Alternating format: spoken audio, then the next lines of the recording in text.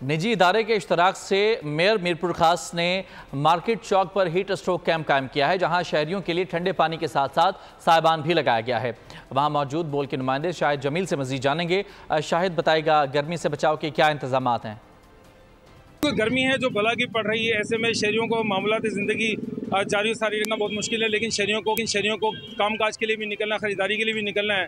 तो ऐसे में लू से बचने के लिए उनको तदाबीर इख्तियार करनी है। ताम ऐसे में मेयर मीरपुर खास और एक फाउंडेशन के इश्तराक से मार्केट चौक पर ये हीट स्ट्रोक कैंप नस्ब किया गया है। तो शहरी मौजूद हैं, इनसे बात करते हैं कि इन्हें यहाँ पर कैसा लग रहा है। जी, गर्मी है इस वक्त मीरपुर खास में, और ख़ास तौर पर ठंडा पानी, शरबत और ये शावर जो लगा हुआ है, आप देख रहे होंगे। ये यहाँ आने के बाद जो ना थोड़ा सा कुछ मैं नॉर्मल हुआ हूँ, और मेरे अलावा बहुत सारे लोग आते हैं और इससे मुस्तफ़ीद होते हैं। हम मेयर साहब से दरख्वास्त करेंगे शहर के मुख्तलिफ इलाकों में मज़ीद इस तरह के कैंप लगाए जाएँ।